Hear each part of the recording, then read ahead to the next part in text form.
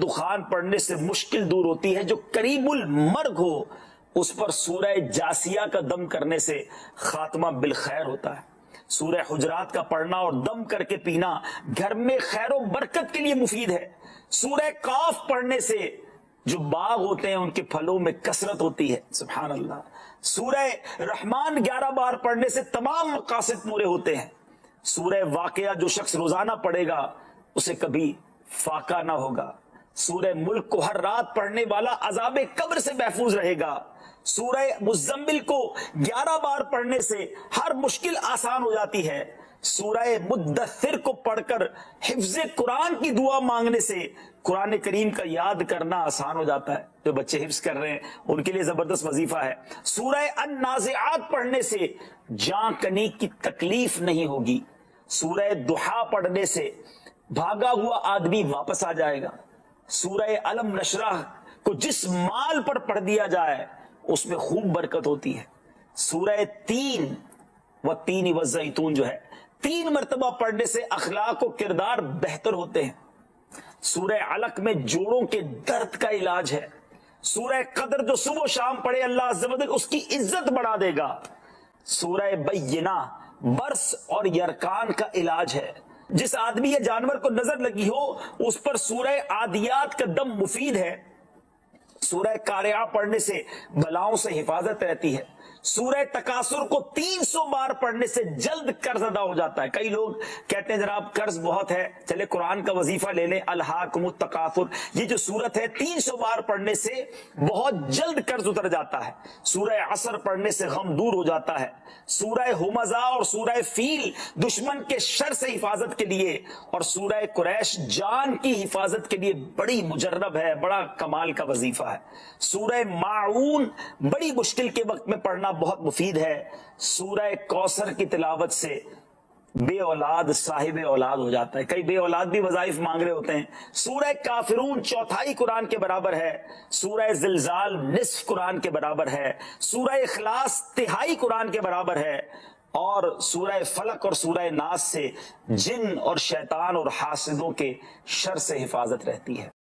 ہم سب کو تقریباً یاد ہوتی ہے, سبھی بہت شوق سے پڑھتے ہیں اور ہم سب کو سورت سے محبت بھی بہت ہے, اس لیے کہ اس میں میرے رب عز و جل کی شان بیان ہوئی ہے, اللہ کی وحدانیت کا تذکرہ ہے, رب عز و جل کی شان بے نیازی کا تذکرہ ہے. اور جب بھی پڑھتے ہیں مزے کو بھی مزہ آ جاتا ہے. جی ہاں, وہ کوئی اور سورت نہیں, قرآن پاک کی سورت سورہ اخلاص ہے. سورہ اخلاص کا آج تعارف حاصل کریں گے. سورہ اخلاص کہاں نازل ہوئی, مقام نزول کیا ہے؟ سورہ اخلاص ایک قول کے مطابق مکی اور ایک قول کے مطابق مدنی ہے. یعنی یا تو ایک قول کے مطابق وہ مکے میں نازل ہوئی ہے, ایک قول یہ ہے کہ وہ مدینے میں نازل ہوئی. رکوع اور آیات کی تعداد, اس صورت میں 1 رکوع اور 4 آیتیں ہیں, صرف 4 آیتیں ہیں مگر کمال کی آیتیں ہیں. سورہ اخلاص کے اسماء اور ان کی وجہ تسمیہ, مفسرین نے اس صورت کے تقریباً 20 نام ذکر کیے ہیں. ان میں سے 4 نام یہاں ذکر کیے جاتے ہیں. نمبر 1, اس صورت میں اللہ تعالیٰ کی خالص توحید کا بیان ہے, اس وجہ سے اسے سورہ اخلاص کہتے ہیں. نمبر 2, اس صورت میں یہ بتایا گیا کہ اللہ تعالیٰ ہر نقص عیب سے بری اور ہر شریک سے پاک ہے, اس مناسبت سے اسے سورہ تنزیہہ کہتے ہیں. نمبر 3, جس نے اس صورت سے تعلق رکھا وہ غیروں سے الگ ہو جاتا ہے, اس لیے اسے سورہ تجرید کہتے ہیں. نمبر 4, اسے پڑھنے والا جہنم سے نجات پاتا ہے, اس بنا پر اسے سورہ نجات بھی کہتے ہیں. سبحان اللہ. اور سورہ اخلاص کے کئی فضائل احادیث میں وارد ہوئے ہیں. 3 حدیثیں اور 1 وظیفہ, آئیے آپ کو بتاتا ہوں. نمبر 1, حضرت ابو سعید خدری رضی اللہ تعالیٰ عنہ سے روایت ہے کہ نبی اکرم علیہ الصلوۃ والسلام نے ارشاد فرمایا, کیا تم میں سے کوئی اس سے عاجز ہے کہ وہ رات میں قرآن پاک کا 1/3 پڑھ لے, یعنی 1/3 آف قرآن ایک رات میں پڑھ لے؟ صحابہ کرام علیہم رضوان نے عرض کی کہ حضور یہ بات تو مشکل ہے, یعنی ان کو یہ بات مشکل معلوم ہوئی. تو انہوں نے عرض کی, یا رسول اللہ صلی اللہ تعالیٰ علیہ وسلم, ہم میں سے کون اس کی طاقت رکھتا ہے کہ رات کے ایک حصے میں 1/3 آف قرآن, 1/3 قرآن پڑھ لے؟ سرور کائنات علیہ الصلوۃ والسلام نے فرمایا, سورہ اخلاص 1/3 قرآن کے برابر ہے. یعنی گویا اگر کوئی ایک بار سورہ اخلاص پڑھ لے 1/3 قرآن پڑھنے کا ثواب ملتا ہے. 3 بار پڑھ لے تو پورے قرآن کا ثواب ہو گیا نا. سبحان اللہ. دوسری حدیث سنتے ہیں. حضرت عائشہ صدیقہ رضی اللہ تعالی عنہا فرماتی ہیں، اور یہ بخاری شریف کی حدیث ہے، کہ حضور پرنور علیہ الصلوۃ والسلام نے ایک شخص کو ایک لشکر میں روانہ کیا. وہ اپنے ساتھیوں کو نماز پڑھاتے، سورہ فاتحہ کے بعد سورت ملانے کے بعد سورہ اخلاص پڑھتے تھے. جب لشکر واپس آیا تو لوگوں نے نبی پاک سے یہ بات ذکر کی. آپ علیہ الصلوۃ والسلام نے فرمایا ان سے پوچھو یہ ایسا کیوں کرتے تھے ہر رکعت میں سورہ اخلاص. جب لوگوں نے ان سے پوچھا تو انہوں نے جواب دیا کہ یہ سورت رحمان کی صفت ہے، اس وجہ سے میں اسے پڑھنا پسند کرتا ہوں. نبی پاک علیہ الصلوۃ والسلام نے ارشاد فرمایا اسے بتا دو کہ اللہ تعالیٰ اس سے محبت فرماتا ہے. کیا بات ہے، سورہ اخلاص سے محبت کرنے والے کو اس سے اللہ محبت فرماتا ہے.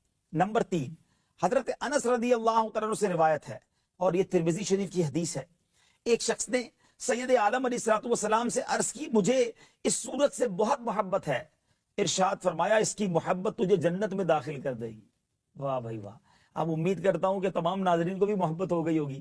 پڑھتے رہا کریں سورہ اخلاص، جب موقع ملے پڑھ لیا کریں، اور اس سے محبت کریں کہ میرے رب عز و جل کا کتنا شاندار اس میں تذکرہ ہے. انشاءاللہ اس سورت کی برکت سے جنت میں داخلہ نصیب ہوگا. اب وظیفے کی باری ہے. تفسیر ساوی میں لکھا ہے کہ جو شخص گھر میں داخل ہوتے وقت سلام کرے، اور اگر گھر خالی ہو تو نبی پاک علیہ الصلوۃ والسلام کو سلام کرے، اور ایک بار سورہ اخلاص قل هو اللہ احد یہ پوری پڑھ لیا کرے، تو انشاءاللہ فقر و فاقہ سے محفوظ رہے گا. اور یہ بڑا آزمایا ہوا وظیفہ ہے. اگر میرا کوئی بھائی، میری بہن، مدنی چینل کے ناظرین میں سے کوئی ایسا ہے جو فقر و فاقہ میں ہے، تنگی میں ہے، کاروبار کم ہے، پیسے کم ہو جاتے ہیں، روزی میں کمی ہے، قرضے میں ڈوبے ہوئے ہیں، اس عمل کو کرنا شروع کر دیں. جب بھی گھر جائیں سلام کریں، نبی پاک پر درود بھیجیں، اور سورہ اخلاص پڑھ لیا کریں. انشاءاللہ ضرور کرم ہوگا. سورہ اخلاص کا شان نزول، اس سورت کا شان نزول یہ ہے کہ کفار نے نبی پاک علیہ الصلوۃ والسلام سے اللہ رب العزت کے متعلق طرح طرح کے سوال کیے. کوئی کہتا تھا کہ اللہ کا نسب کیا ہے، کوئی کہتا تھا وہ سونے کا ہے یا چاندی کا ہے، یا لوہے کا ہے یا لکڑی کا ہے، کس چیز کا ہے. کسی نے کہا وہ کیا کھاتا ہے، کیا پیتا ہے، ربوبیت نے اس نے کس سے ورثے میں پائی ہے، اور اس کا کون وارث ہوگا. ان کے جواب میں اللہ تعالیٰ نے یہ سورت نازل فرمائی اور اپنی ذات و صفات کا بیان فرما کر معرفت کی راہ واضح کی، اور جاہلانہ خیالات و اوہام کی تاریکیوں کو جن میں وہ لوگ گرفتار تھے اپنی ذات و صفات کے انوار کے بیان سے محو یعنی مٹا دیا. سورہ اخلاص کے مضامین کیا ہیں؟ اس سورت میں اسلام کے سب سے اہم عقیدے، اللہ تعالیٰ کی وحدانیت کو بیان کیا گیا ہے، نیز اللہ تعالیٰ کے صفات کمال کے ساتھ متصف ہونے کا ذکر، اور عیسائیوں اور مشرکوں کا رد کیا گیا ہے.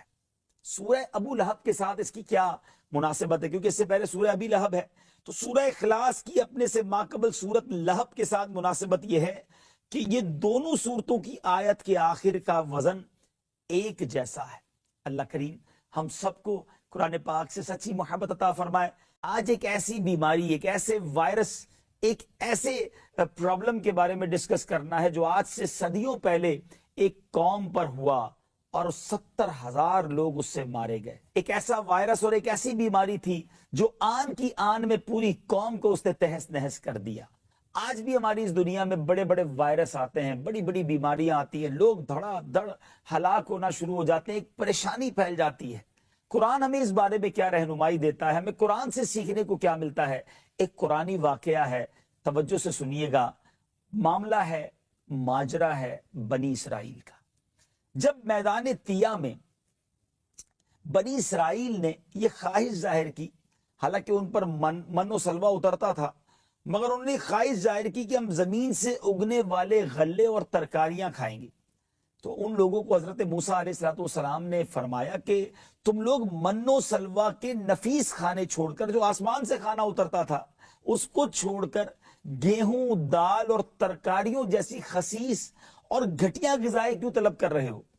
مگر جب بنی اسرائیل اپنی ضد پر اڑے رہے تو اللہ تعالیٰ نے حکم دیا کہ تم لوگ میدان طیہ سے نکل کر بیت المقدس میں داخل ہو جاؤ، شہر بیت المقدس میں داخل ہو جاؤ، اور وہاں بے روک ٹوک اپنی من بھاتی غذائیں، من پسند غذائیں کھاؤ وہاں جا کر.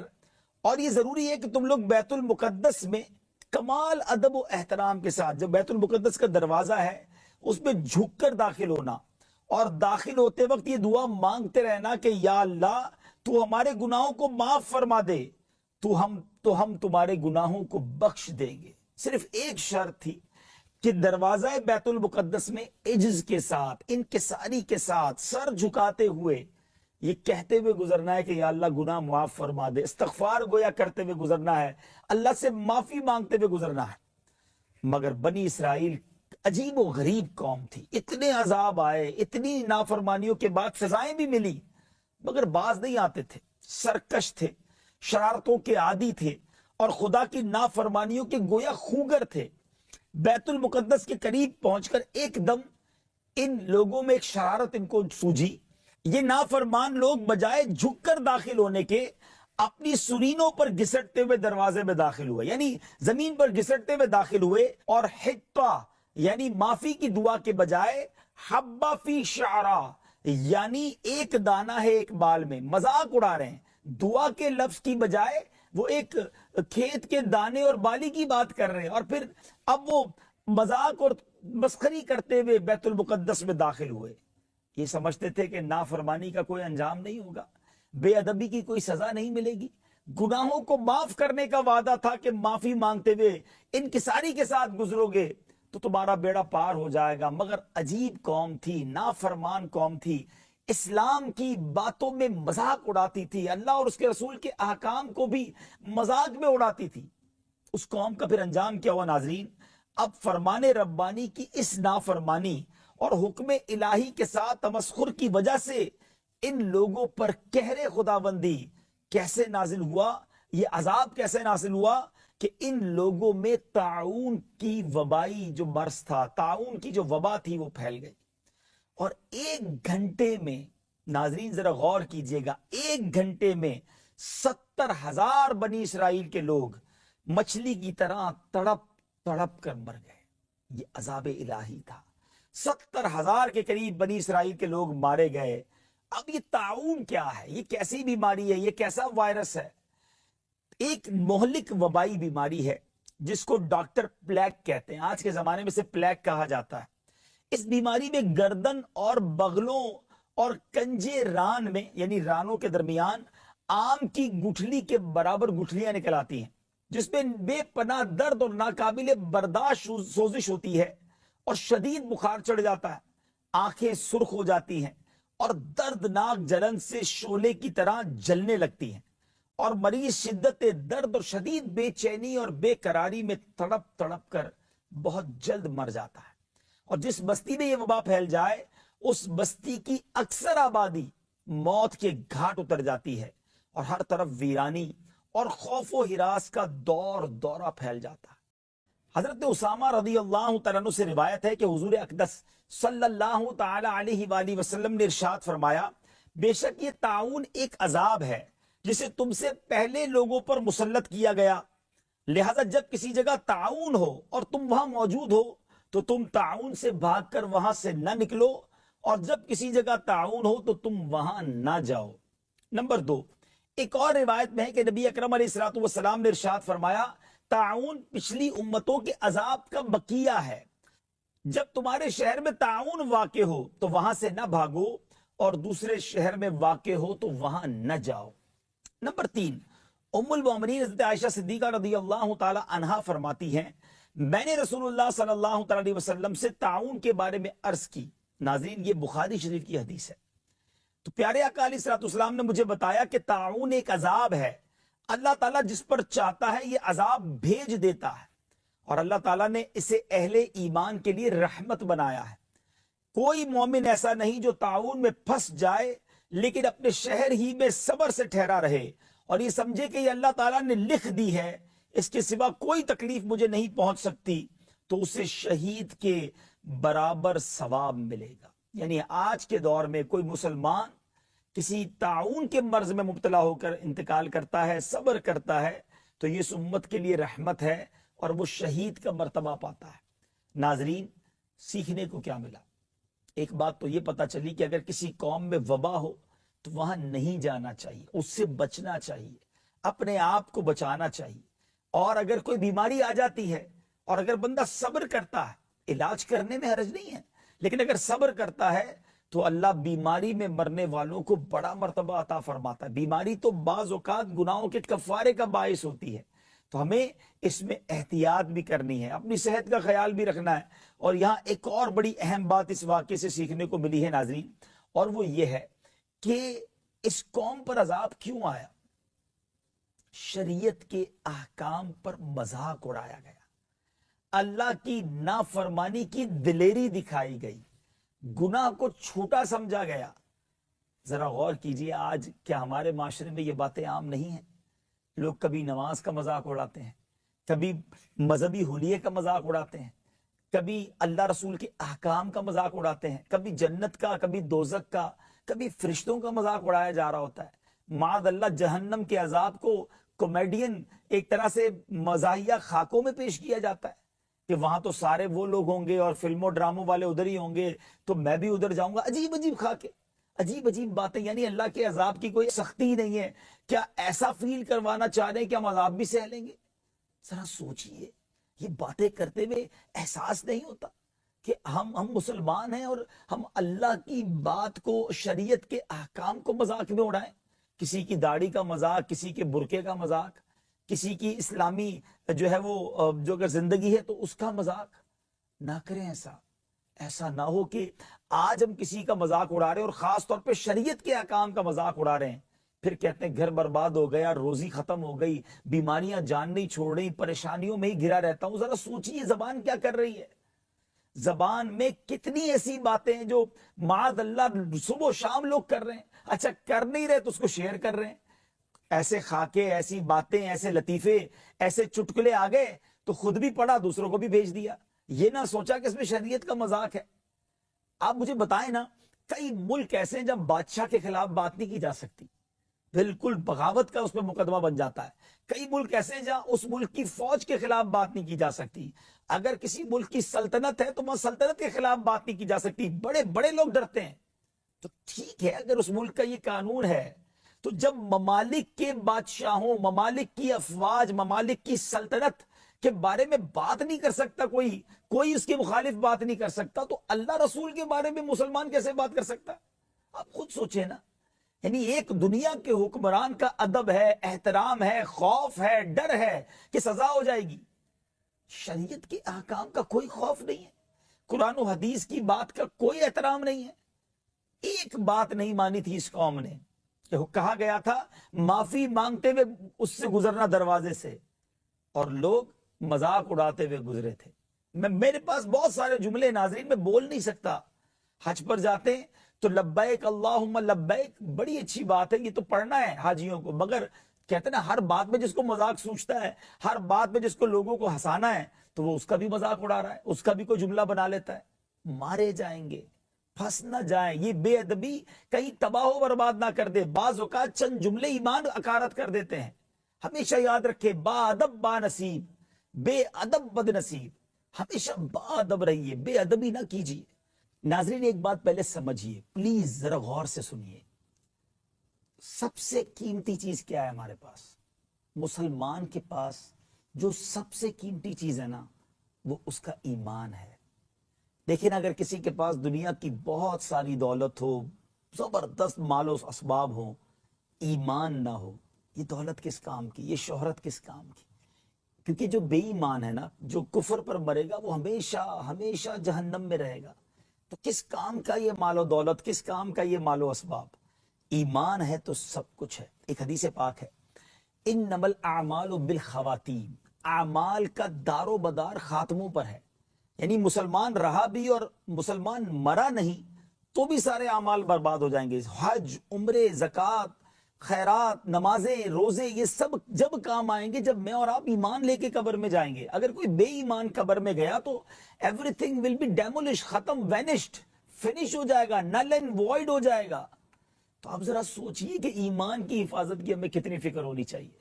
اور یہ جو بے ادبیاں ہیں نا, جس کی عادت ہے بہت بولنے کی, بات بات پہ مذاق کرنے کی, ہر چیز کا مذاق بنانے کی, بعض اوقات یہ لوگ ایمان سے ہاتھ دھو بیٹھتے ہیں. جی ہاں, ہو سکتا ہے کسی کے ذہن میں سوال آ رہا ہو کہ یار کیا ایمان ایسی نازک چیز ہے کہ ایک جملے سے چلا جائے گا؟ اب میں آپ سے ایک بات پوچھتا ہوں, اگر کوئی شخص ساری زندگی بے ایمان رہے, غیر مسلم ہو اور مرنے سے کچھ دیر پہلے صدق کے دل کے ساتھ، پکے دل کی یقین کے ساتھ کلمہ پاک پڑھ لے تو وہ کیا ہو جائے گا؟ 70 سال غیر مسلم رہا، آخری دن کلمہ پڑھ لیا دل کی صداقت کے ساتھ، یقین کے ساتھ، تو وہ مسلمان ہو جائے گا۔